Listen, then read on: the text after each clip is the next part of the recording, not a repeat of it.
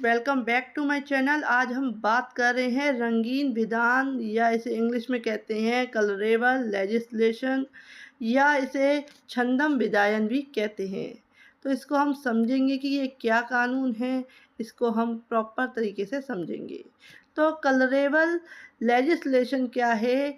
Enactment of fresh provisions after the early provisions were struck down and unconstitutional by bringing cosmetic change in earlier provision without remedying the mischief point out in while provision is called a colorable legislation। यानी कि रंगीन विधान या छन्नम विधायन एक कानूनी सिद्धांत है जो यह सुनिश्चित करता है कि विधायिका अपनी शक्तियों का दुरुपयोग जो है नहीं करे और ऐसे कानून ना बनाए जो वैध दिखे लेकिन वास्तव में वह वैध ना हो, वह किसी अन्य विधायी निकाय के अधिकार क्षेत्र में आते हों।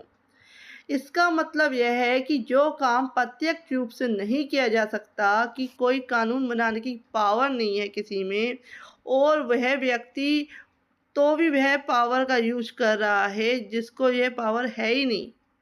एग्जाम्पल लेते हैं, किसी को कहते हैं कोई जो ज़मीन है, प्रॉपर्टी है, उस पे बिल्डिंग खड़े करने का राइट ही नहीं है, जो प्रॉपर्टी है उसकी है ही नहीं, लेकिन वह अपनी प्रॉपर्टी दिखाते हुए उस पे अपनी जो बिल्डिंग है वो खड़ी करता है, तो जो कि गलत है। इस तरीके से कि आप पे जो कानून है वो बनाने की पावर ही नहीं है और आप वैसे ही तरीके का कोई अलग तरह का कानून जो है अप्लाई कर देते हैं, तो ऐसा करने से रोकता है ये रंगीन विधायन।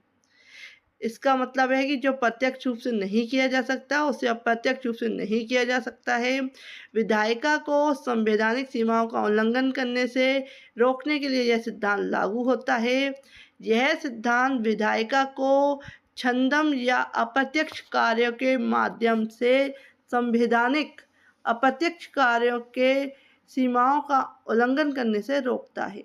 उदाहरण के लिए, यदि किसी राज्य विधानमंडल के पास किसी विशेष विषय पर कानून बनाने की शक्ति नहीं है, तो वह उस विषय पर अप्रत्यक्ष रूप से कानून नहीं बना सकता, भले ही वह कानून सतह पर वैध दिखाई दे।